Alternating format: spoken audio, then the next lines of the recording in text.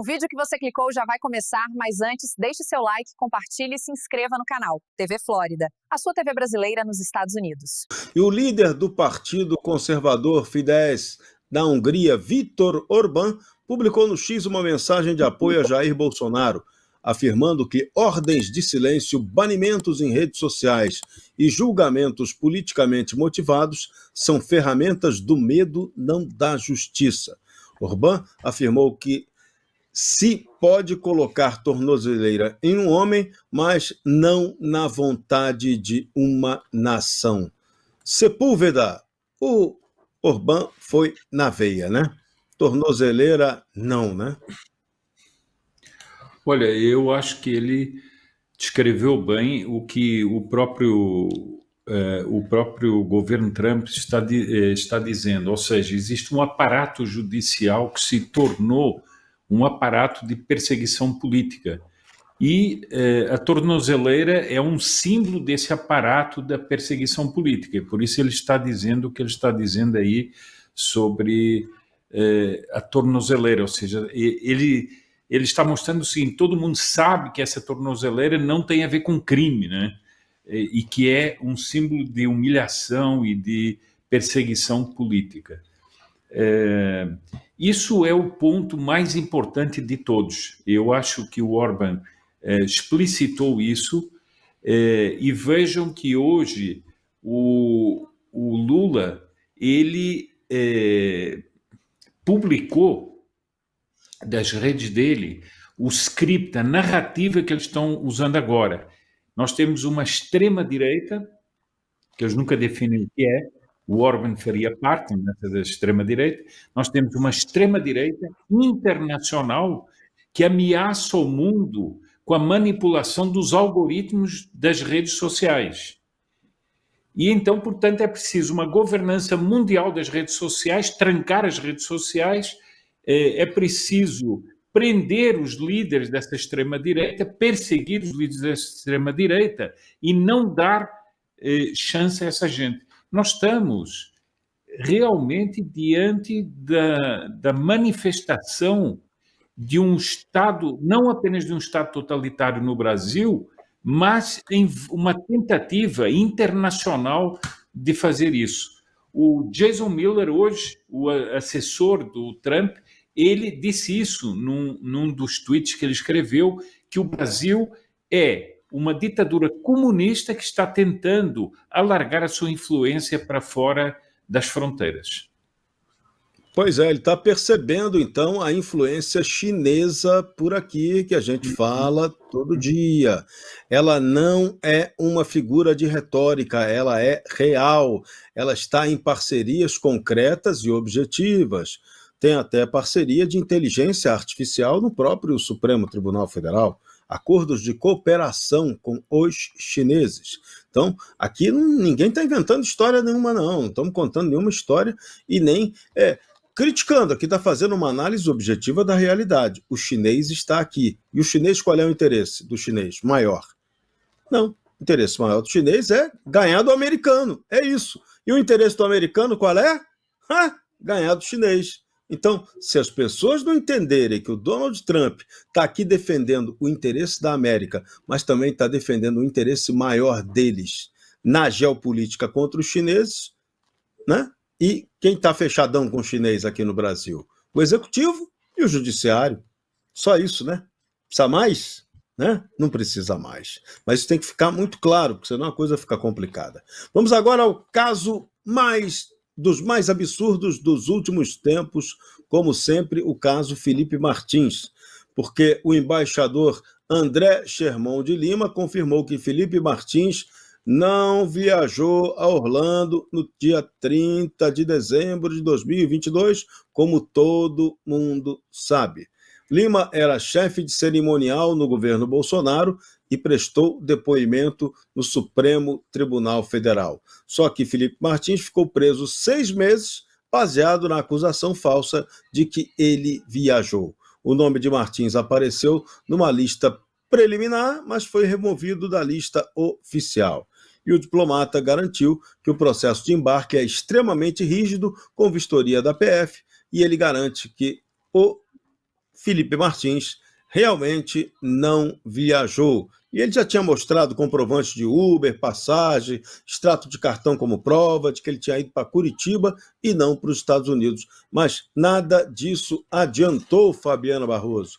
O que mostra que, por aqui, não basta a prova, basta a vontade de quem está querendo punir, né?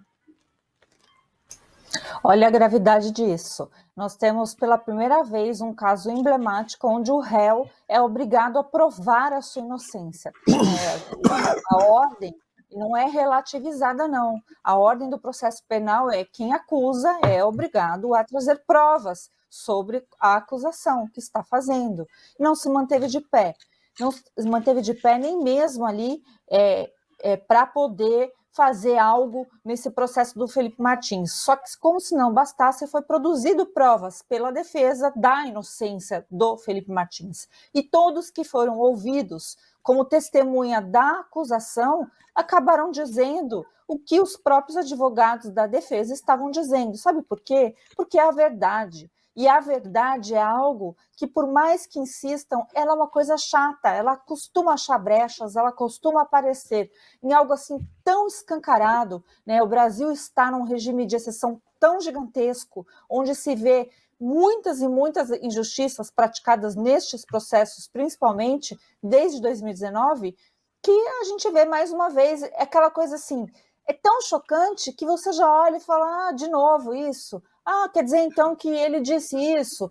Ele confirmou o que a todo tempo o Felipe Martins estava dizendo? Que coisa, não é mesmo?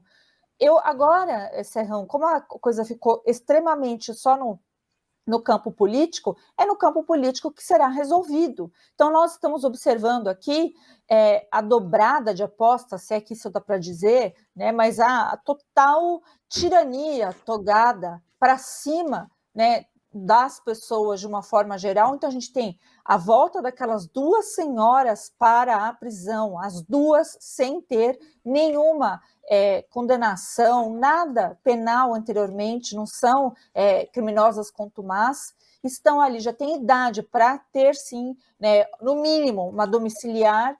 E na maldade, nós vimos assim dobrar a aposta de colocar essas duas senhoras novamente na prisão, a decretação, né, do uso de tornozeleira para o presidente Bolsonaro, hoje, né, essa obrigação aí de não poder falar, de ser censurado, e os bloqueios das contas do Eduardo. Olha a quantidade de notícias. Teve uma das notícias aqui que você leu que já estava velha.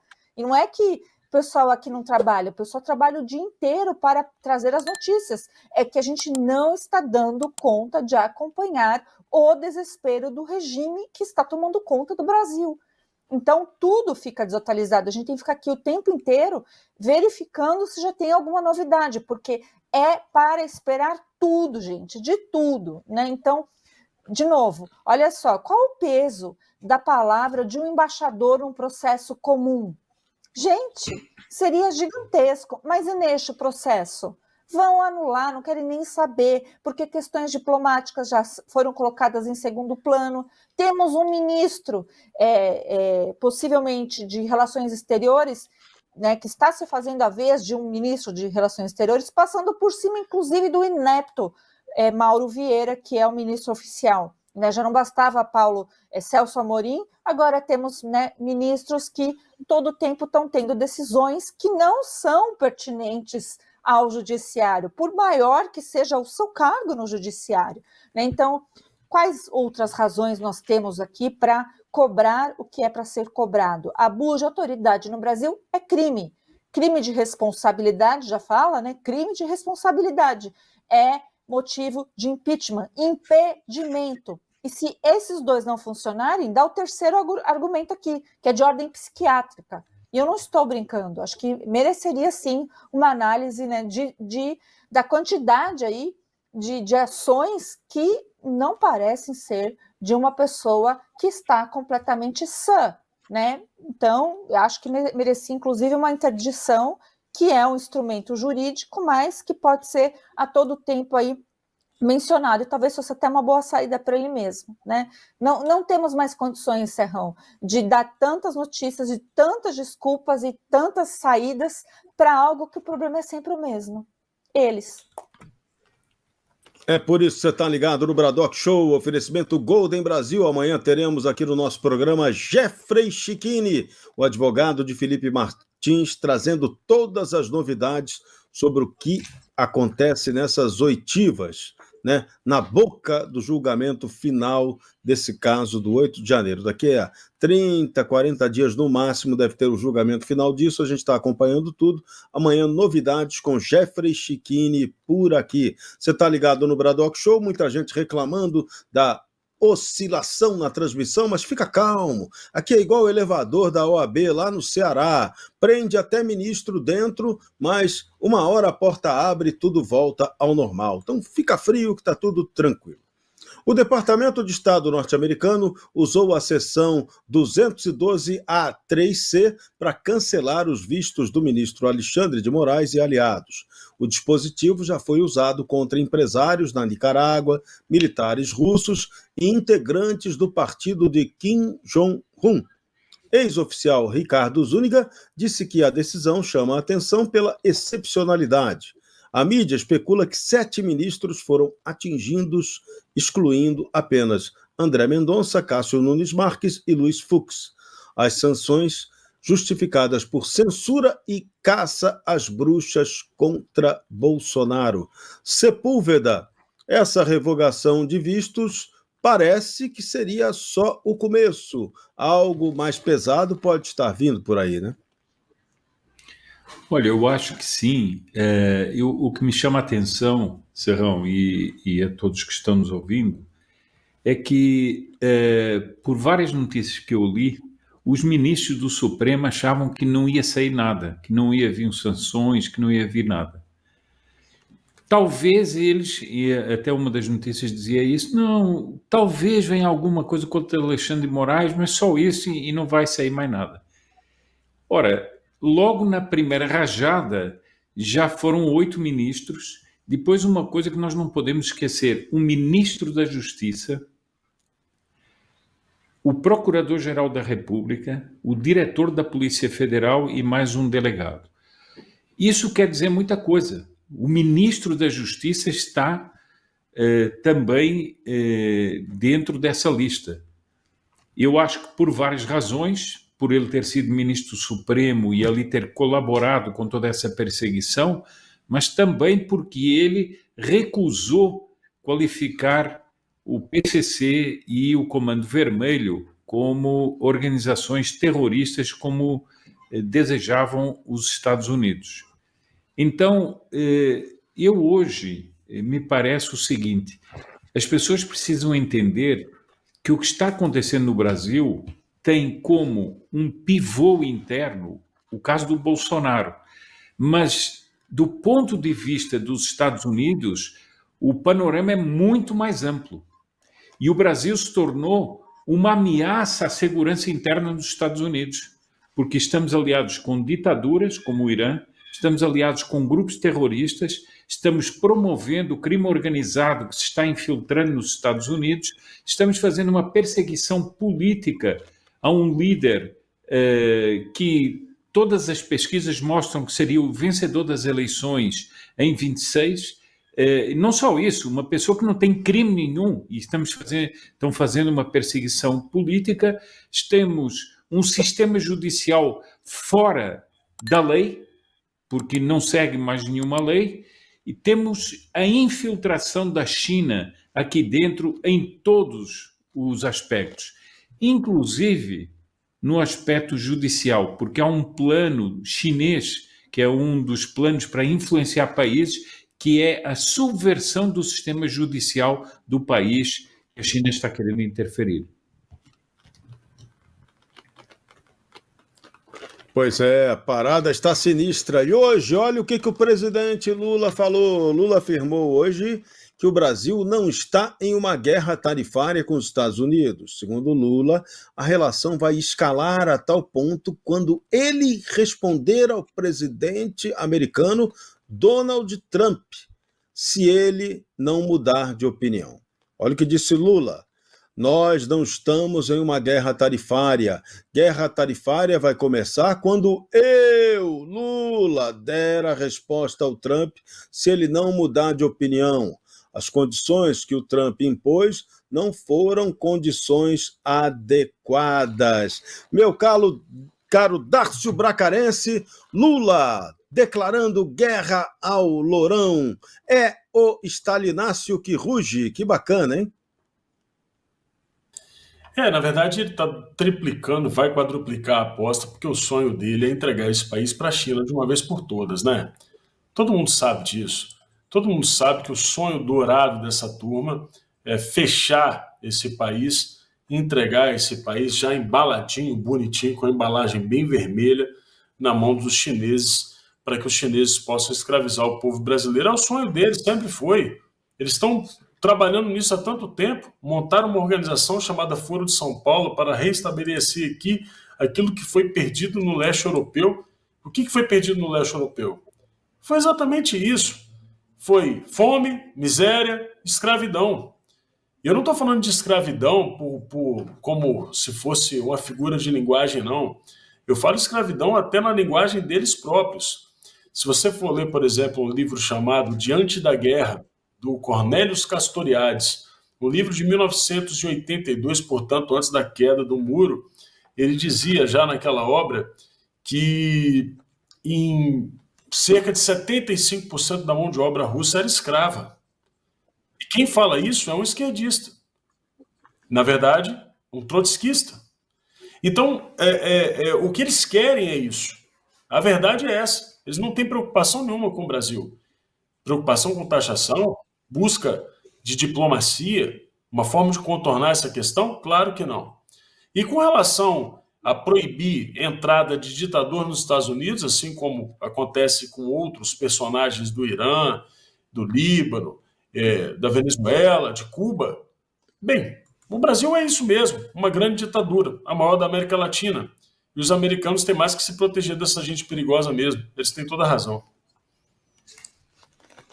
Agora, a deputada Maria Elvira Salazar avisou que a revogação dos vistos é apenas o início. A parlamentar republicana lembrou que agora precisamos de responsabilização total. Salazar tem sido uma das críticas mais constantes da atuação do ministro Alexandre de Moraes. A deputada norte-americana denuncia abusos desde o primeiro dia e condena a censura no Brasil.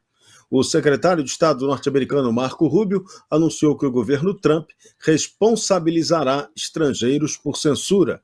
A medida atinge aqui no Brasil o ministro Alexandre de Moraes, aliados no STF e familiares de todos os envolvidos.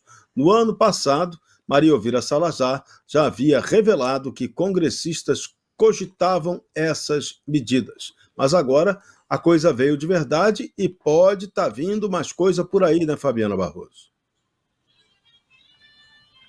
Com toda certeza, Serrão. Eu sempre falo e vou ainda trazer, porque um dia eu quero segurar a foto do ministro Alexandre de Moraes daquele jeito que ela segura, com tanta delicadeza e finesse, né? A gente ainda está aqui no modo turbo. Olha lá a foto, Cláudio, foi rapidíssimo. Se eu fosse segurar essa foto, acho que meu dedo ia estar bem apertado, né? Porque não é essa questão de elegância dela.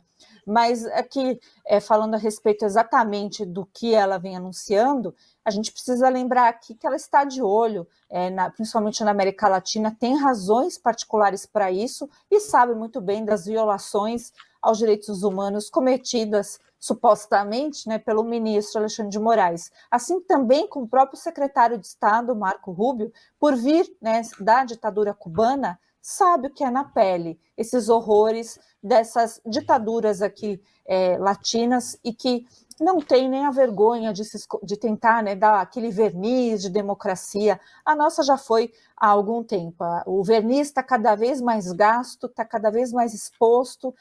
Vários políticos do mundo inteiro estão abordando o assunto. Então, a Europa tem tem parlamentares da Polônia, gente, que está abordando a nossa situação, porque indica, né, aquela questão de laboratório que estão fazendo com o Brasil. Então, o Brasil hoje é sinal, né, de laboratório em relação as próprias redes sociais, as nossas liberdades, a condição aí de uma ditadura concretizada do judiciário. E eu acho interessante, Serrão, que tem uns meia dúzia aí de gato pingado que fica sempre falando assim, se vocês estivessem mesmo numa ditadura, vocês estariam falando. Essas pessoas realmente deveriam, né, ir para o famoso cantinho do pensamento, se tivesse um colégio, para poder refletir, para poder entender que as sanções, por muitos de nós já sofridas, a questão que eu coloquei aqui, que vai ficar uma bandeira sempre assim eterna, enquanto não soltarem essas pessoas, mas qual desculpa que essas pessoas usam para tentar dizer que duas senhoras com mais de 70 anos, que não têm um passado criminal, foram aí colocadas na prisão novamente, ambas com estado de saúde que viola, tá, gente, qualquer direito humano, ainda mais porque a gente fala de questões humanitárias, tá? Então, qual a desculpa que dariam neste aspecto que nós temos traficantes, narcotraficantes, pessoas extremamente perigosas que recebem, né, as benesses de ter uma prisão domiciliar e que muitas vezes, aliás, a maioria das vezes, acabam descumprindo exatamente aquelas medidas que estão colocadas ali numa sentença, mas não são colocadas novamente no xilindró, né? O que dizer? Se acha que isso realmente é uma democracia que tem verniz de legitimidade, então ótimo, mas sejam honestos. Fica aqui a reflexão para quem não acordou, né? Eu acho que já passou da briga de quem está certo ou está errado. Eu tenho certeza que quem está errado é quem está usando os seus poderes institucionais para implementar uma ditadura aqui do judiciário que você não tem nem como combater. É o peso do Estado vindo com tudo, né, através dos tolgados. Se você chegou até aqui, é um bom sinal. Para assistir os vídeos completos, acesse nosso site ou baixe nosso aplicativo totalmente grátis.